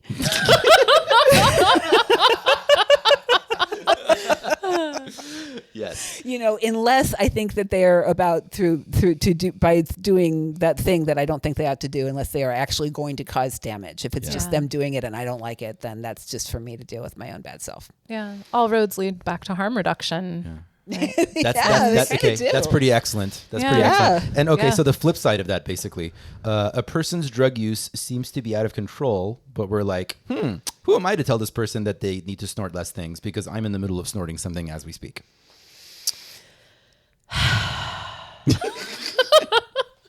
The paradox of living. Yeah. I mean, these are really tricky situations. I think, so much of it comes down to, again, the harm reduction approach. What is my relationship to that person? What is the nature of my concern? Am I, having my own reactivity because of my own issues that I have left unaddressed versus am I truly concerned about that person harming themselves or others, right? And oftentimes when we're in those moments, our judgment is impaired, and that's not the right time to take action. Really, anytime we're in a sort of altered state, heightened state, whether it's because of substances or emotion or we're coming off of an intense experience, whatever it is, that's not the time to take charge.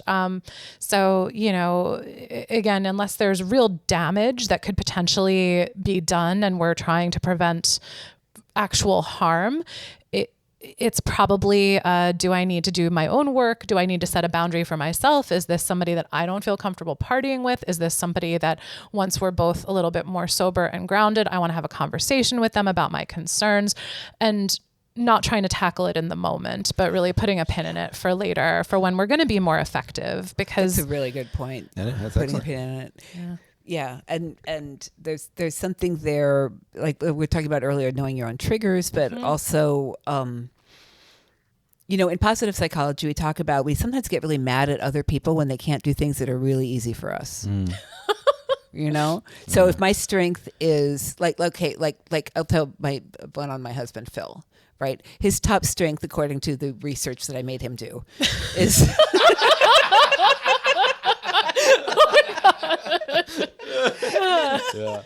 His top strength is critical thinking.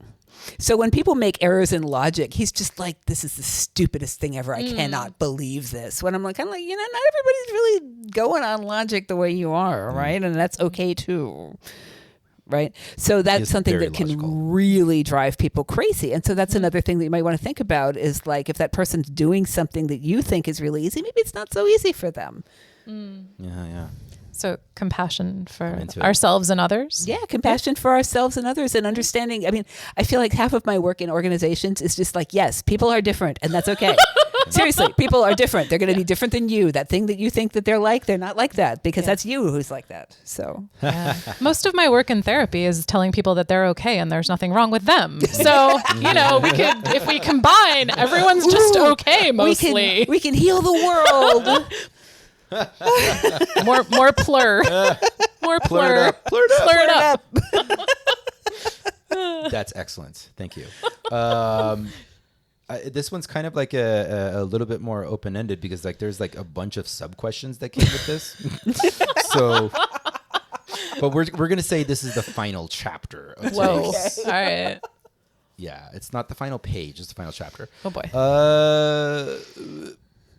Consent culture. Gosh, I can just tell you, my observation has been watching our community sort of be at the forefront of this conversation, and now it's very much out in the default world, and it's one of the examples that I use when I'm sharing with people outside of our community why this community is an excellent incubator to study about sort of what's going to be coming on out there. And it's fascinating. I'm watching how much of it is now it's more of a main, what's sort of happening in the world. it's more of a dialogue, I think, in a lot of mainstream society, which is like pretty magical. And I just kind of like wanted some of your thoughts on like where we're at right now with consent culture within the community, what you're observing about it outside of the community, what are thoughts and observations that we're in a good position to bring up here to chat about for the next. We can talk as long as we want. I just looked at the timer to make it seem like a while for the next 3 minutes. No, but yeah, whoever would like to lead the charge. Oh boy. Okay. After you. I will say that I have been focusing a lot lately, both within my social communities as well as within my profession and my continuing ed, around what does this look like and where are we going? And as a person who has done consent education and training, as a person who works with clients on effective and assertive communication and boundary setting and unpacking the impacts of trauma and all that good stuff, I don't know. I don't really think we're doing it right. Yeah, I think that I am at this place of coming to the realization that affirmative consent is necessary but not sufficient, that we've over-endorsed the importance of getting to a yes without really investing in whether or not we are having a good time with each other and we're doing things that help us and others to feel good. Like, I think it's like a forest for the trees kind of thing. And I think it's so important. And I'm not saying that I think any of the work that we've done around promoting affirmative consent within burner culture, other sex positive cultures is a bad thing. Like, it's great. I'm thrilled to have been a part of it and to continue to be a part of it. And I think in a lot of ways we're missing the mark, that there's just so much else beyond getting to a yes, that is so important to our love of self, love of others, building healthy communities, really having a meaningful and powerful collective experience, living the good lives that we want to live with the kind of love and intimacy and adventures and experiences that we want to have. And I don't know. This is I'm being descriptive, not prescriptive in terms of what I think needs to come next, but I think it's some sort of evolution beyond. This is the basic framework. We're going to do fries. We're going to use other acronyms and mnemonics to have difficult conversations about risk and stepping into the fray with people. But ultimately we'd use that as the foundation, as a building block to then have these next level conversations about how do we truly cultivate joy and meaning and health and connection and community, and to try to make the world the kind of place that we want to be in. I think that the affirmative consent is the prereq and the beginning. I don't think it's the destination.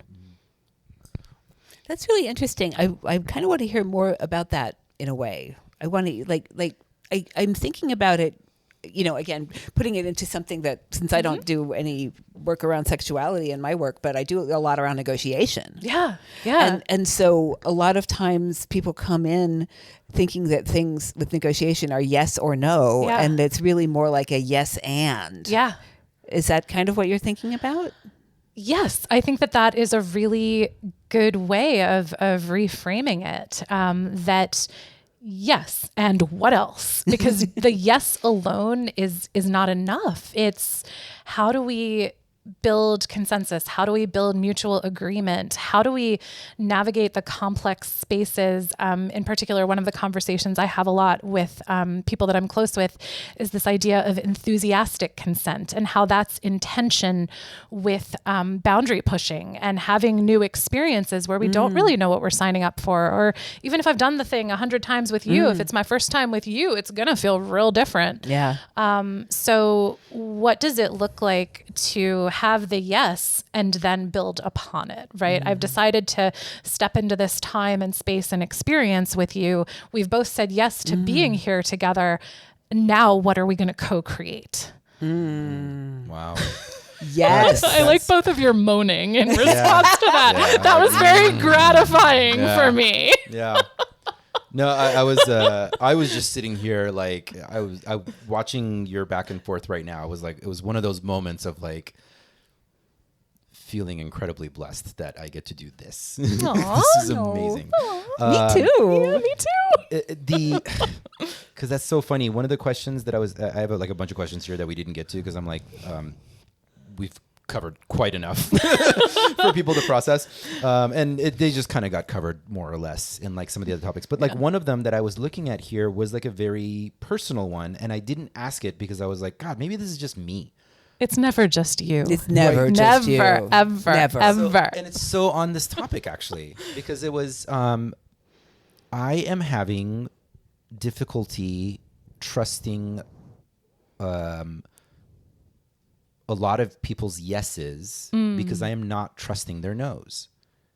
And I'm because an experience that I'm having, again, very personally, is overwhelmingly people, and this isn't just necessarily about sexuality, like general asking people of things, right? Yeah. For the most part, my experience is that like people will most of the time say yes to me when I'm asking them for most things. And I know that they want to be good friends or good lovers or good, et cetera, right? And mind you, that's not necessarily happening in like the more intimate relationships necessarily, but that topic of like not being able to necessarily trust a person's yes because you can't trust their no, that was specifically sort of like what was coming up for me in this situation because like, yeah, I don't just want yes, fine, we can do this. I want like, yeah, and like, no, I don't like this other part, like to put that thing away, but I'm down for this other part and I really want more of this and more of this. And that's sort of like a little bit of like what I'm hearing as you were describing some of it, or that was like what was coming up for me. And I'm sort of... Yeah. And, you know, one of the things that's bringing up for me is I'm thinking about it again in a context that I actually deal with, where it's about, you know, a lot of people talk about ghosting is now a thing people do at work. Yeah. Yeah. You know, where people just sort of disappear and don't do anything about it. And that's basically a soft no. Yeah. Yeah. But without somebody wanting to confront or wanting to say a direct end because it's too uncomfortable. So is that the kind of like no, the no you don't trust kind of thing? A bit, yeah. I know that like volunteer coordination stuff. Like I'll overwhelmingly, for example, get a lot of yeses, but not that much little action. to no follow through. Yeah. Well, and I think that's exactly what you're talking about with like the workplace ghosting. If you want to use the therapy saying of all behavior is communication. So I can say yes to you with words, and then if my behavior doesn't align with that yes, that's me communicating it to you because I don't have the effective verbal communication skills to do that with you. And that's the front. Yeah, that's where it gets. You don't have the communication skills, or there's a sort of a deeper conflict. Right. There's something else going on that I don't where feel. maybe you feel like you should say yes, but you don't really want to. But you don't. You want to be that person who says yes. Yeah. And, Right. Yeah. And Can I just tie this back real quick? Like that earlier when we were discussing suicide, and you brought up like people of color. Yeah. For me personally, I feel like a lot of that sense of like I don't belong comes up because it, from my perspective as a Middle Easterner, it somehow seems like white people like can push a lot more boundaries than I can. So they're somehow like better burners than I am because like... respectability politics, like so huge. Oh my God, yes. And like that is like where some of that feeling comes up. So like I want to like I will like I want to say yes to like everything, but I also have like a whole different cultural generational level of baggage that I'm navigating, and then that makes me feel totally alone and left out, and I'm like, oh, I don't really belong here. I want to say something about that too, because respectability politics has been huge for me as a Black person at the Burn. Because I was definitely raised in a generation where as long as we wear polo shirts and act right, we'll get privileges. And of course, that is not how that works. But I still have it around, and I still have it around with Burning Man type things, that I look around and I see people doing a bunch of things that are not quite legal and that maybe I shouldn't be here because I don't think that I can afford this. right. You know? And I don't think that a lot of white people feel that or understand how much their friends of color feel that. Yeah. It's like deeply ingrained. I mean, that's a whole different podcast right there. I just wanted to, since I said respectability politics, I wanted to kind of define that for a second. Yeah. No, I'm with you. The invisible gates that we navigate. Yeah, exactly. And I guess what I'm sort of like putting together here is like all of the stuff interplays with each other, and like as a community where we're navigating extreme boundaries and extreme feelings and extreme examples. We're pushing the boundary of the things. Like there's going to be a lot more stuff that like comes up for us. It's a place to play and push your boundaries and do stuff you're never going to do elsewhere and bring back good stories. And it's also, it comes back to identities a lot of the time too, who you are and who you want to be and what you're trying on. Mm-hmm. I think that like when we're talking about some of the squabbles camps have or squabbles in communities often is, the people's identity gets so bound up in Burning Man that there's a specific way that we should be burning and everybody's not doing it right, and that ends up being just like with a lot of volunteer work, but I think doubly so when your identity is involved. Mm-hmm. Yep. That ends up being something that people like, that the hills they will die on. Mm-hmm. Absolutely. We're going to wrap up here. Mm-hmm. I do want from you, Kim. Which one? Eisenberg. Some takeaway that the folks listening at home or driving to the burn listening or whatever, when you said that we could do better as far as like consent culture, some takeaway that listeners could explore, follow up on, or take note of in their personal journeys in order to contribute to a better consent culture in our community. Thanks, Sarash. No pressure at all. I think there are so many different ways, and it almost doesn't matter what we pick, right? That we're going to start with that foundation of affirmative consent and then think about what do we want to layer on top of that. And I think that pick something, pick anything. Any step is better than inaction around it, right? And from that, I guess what I'll throw out there is I think as we're talking about navigating risk and having boundary pushing experiences with people, that it's important to look for additional frameworks that go beyond FRIES or other consent-based acronyms. And just the one that I will throw out there that I've found is really lovely and applicable for a lot of different situations. They don't have to be specifically related to sex or sexuality, but anything that involves some sort of deep interpersonal connection, any sort of risk taking, any sort of adventure-y type experience. And I will say I had a partner that introduced me to this acronym, and then a lovely new friend that introduced me to an additional expansion of the acronym. So it's RBDSMA.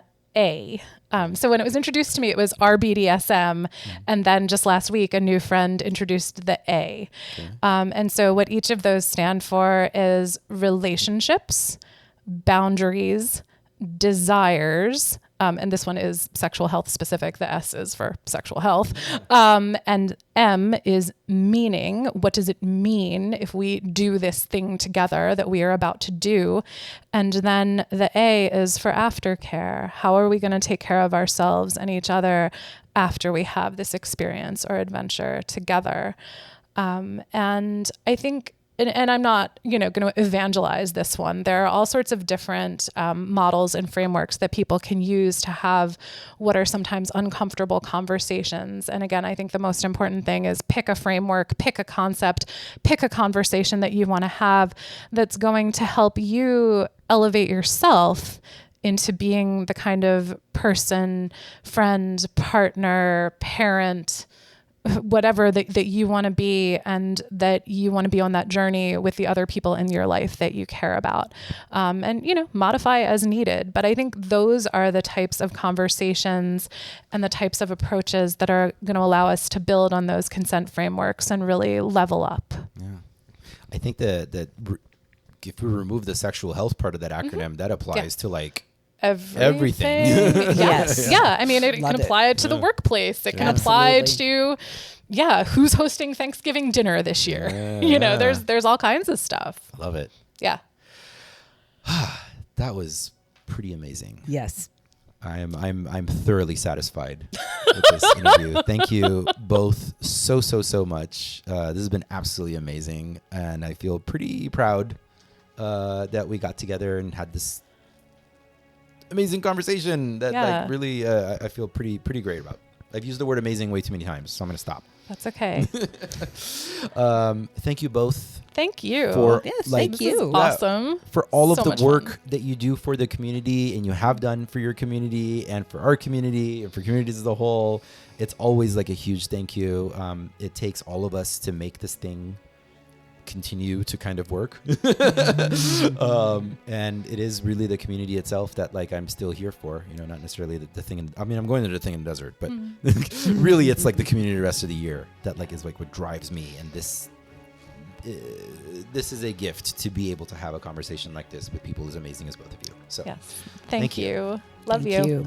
Love you too. Love you both. Back at ya. I'm going to do the outro bit here.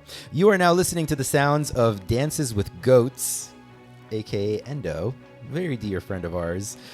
This set was recorded out in Kauai on the beach, not at Burning Man, which is kind of a little different than what you usually play. But like I said, it's such an amazing set. I'm going to play it, and you're going to love it. You can find them on SoundCloud. We're going to have links to all that over on the show notes.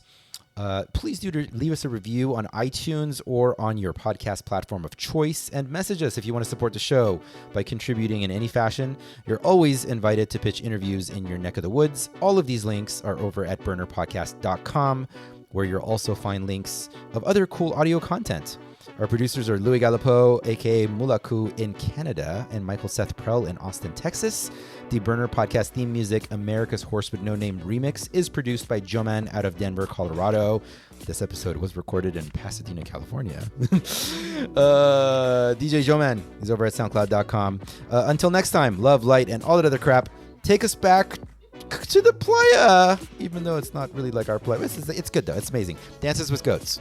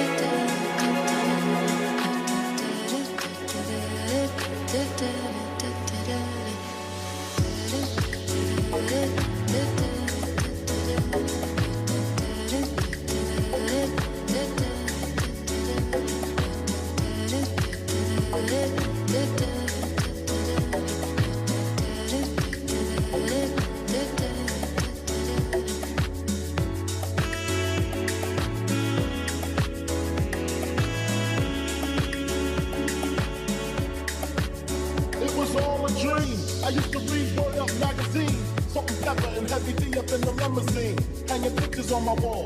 Every Saturday, rap attack, Mr. Magic Molly Mall. I let my tape rock till my tape pop. Smoking weed and bamboo, sipping on private stock. Way back when I had the red and black lumberjack with the hat to match. Remember rapping Duke? The hard. You never thought that hip hop would take it this far.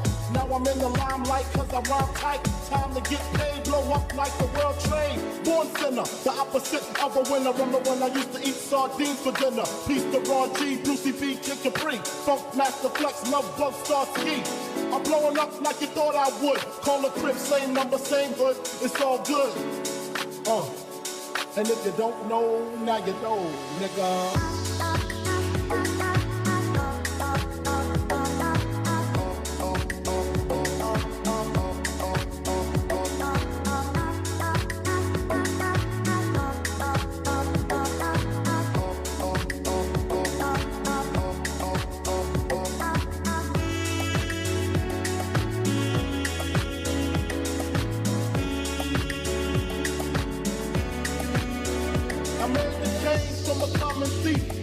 Close to personal with Robin Leach, and I'm far from cheap. I smoke with my beats all day. Spread love is the Brooklyn way. The Mo West and Alizé keep me busy. Girls used to diss me, now they write letters cause they miss me. I never thought it could happen, this rapping stuff. I was too used to packing gats and stuff. Now honeys play me close like butter play toast. From the Mississippi down to the East Coast. Condos in Queens, in dope for weeks. Sold out seats to hear Biggie Smoke speak. Living life without fear, putting 5 carats in my baby girl ear. Lunches, brunches, interviews by the pool. Considered a fool cause I dropped out of high school. Stereotypes of a black male misunderstood. And it's still all good, And if you don't know, now you know, nigga.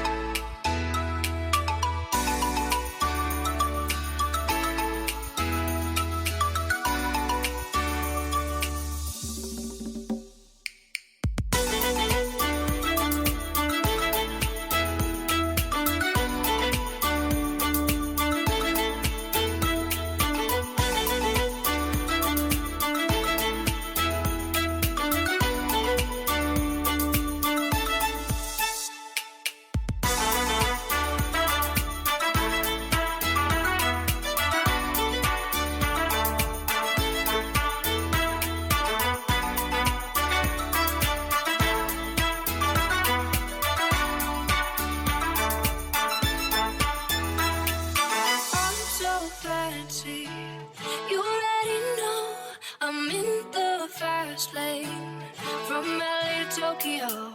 I'm so fancy. Can't you taste this gold? Remember my name, about to blow.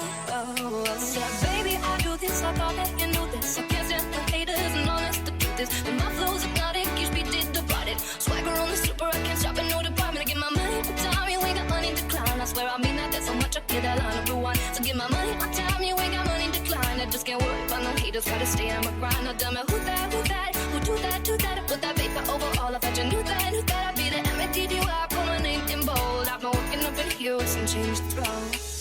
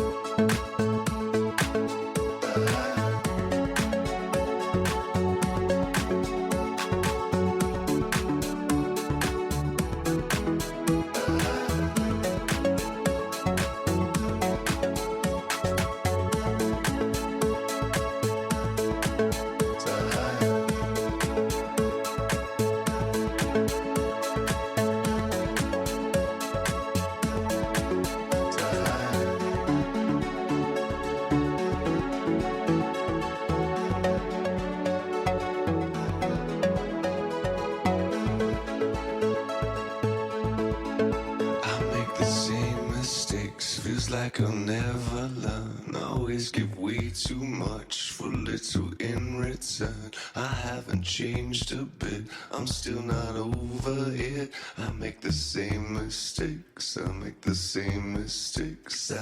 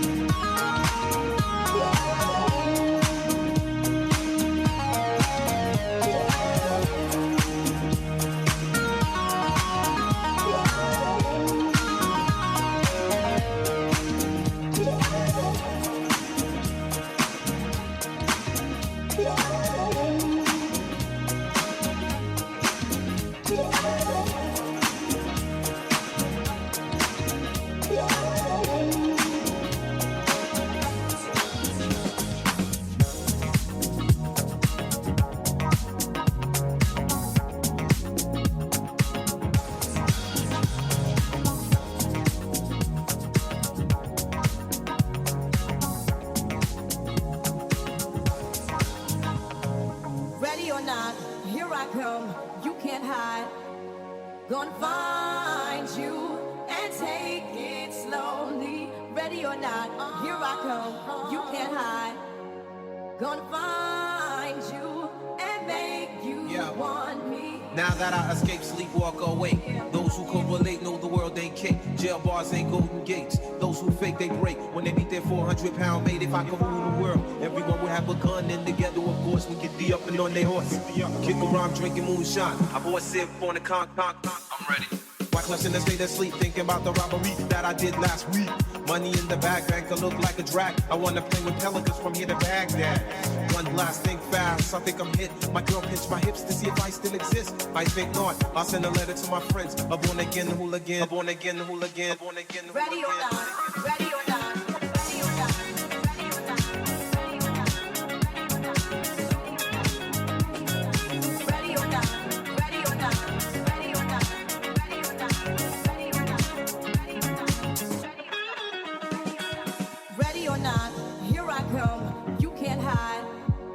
Gonna find you and take it slowly. Ready or not, here I come. You can't hide.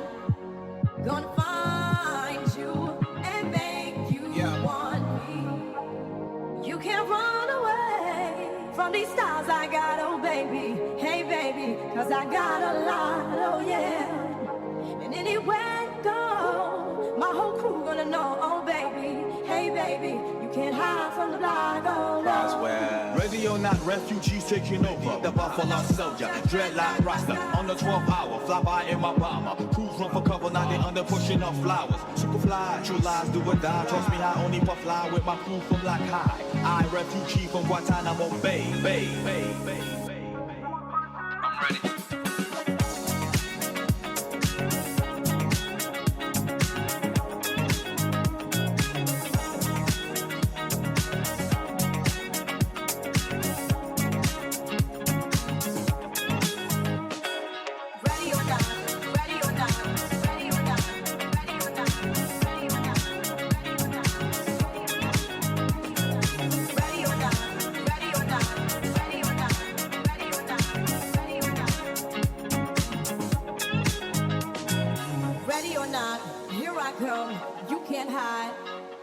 Gonna find you and take it slowly. Ready or not, here I come.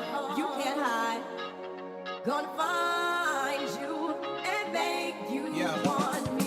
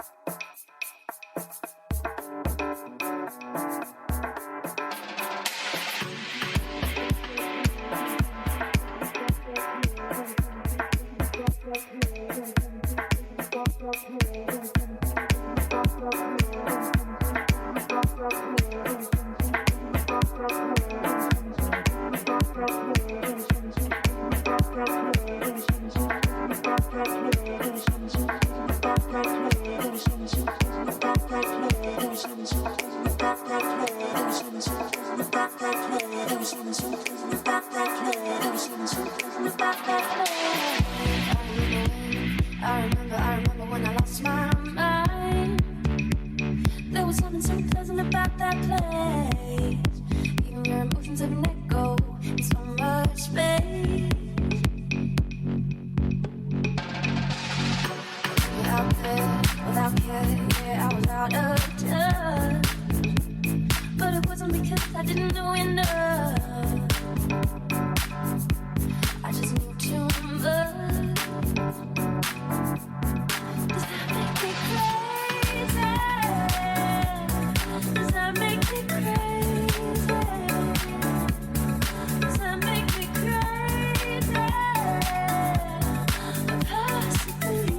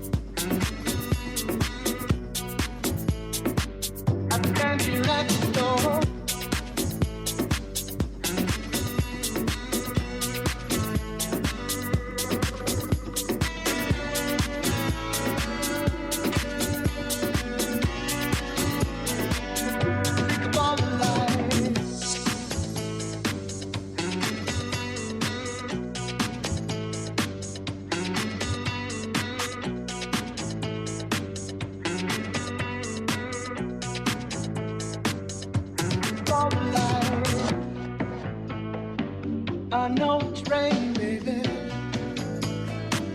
I'm stripped of all my pride. I stand here at your door, sick of all the lies. Oh, let me come inside. I couldn't see myself. The room was filled with signs. A strange woman kissed me, a tattoo in her eye. Forget about the past, forget about the guilt. I'm going back to the house that love built, that love built. The house that love built. The house that love built. The house that love built.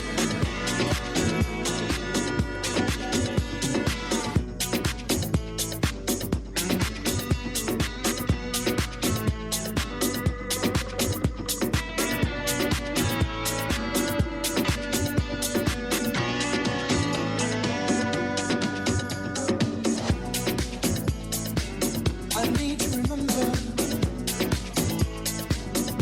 what I came here for. Love and mercy keeps me at your door. Oh,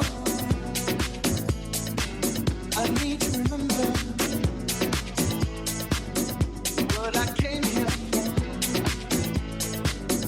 Love and mercy keeps me at your door. Oh,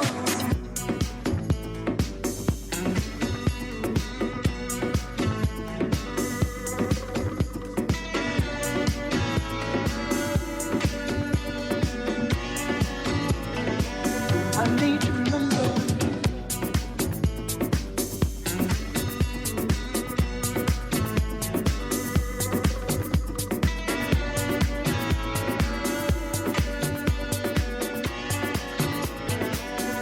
what I came here for.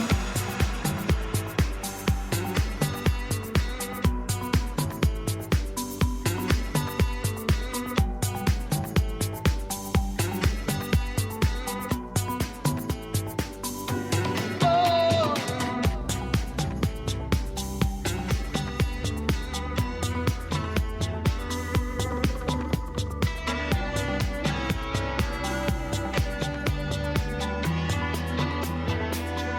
love and mercy.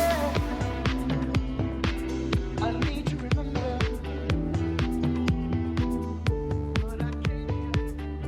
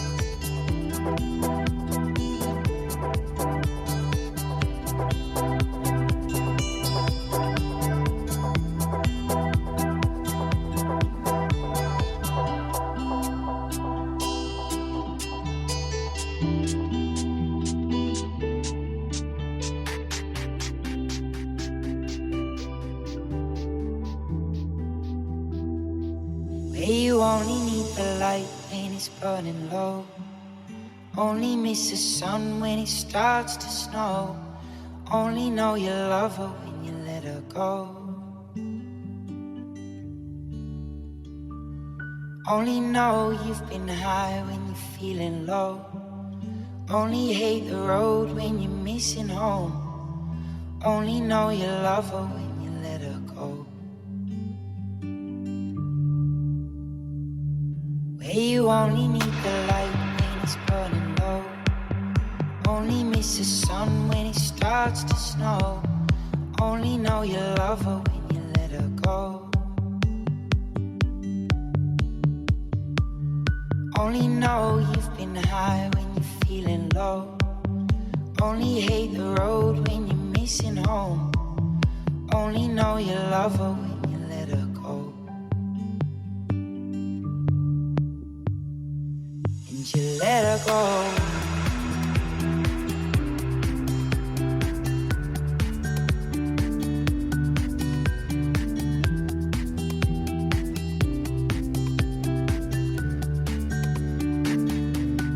Let her go.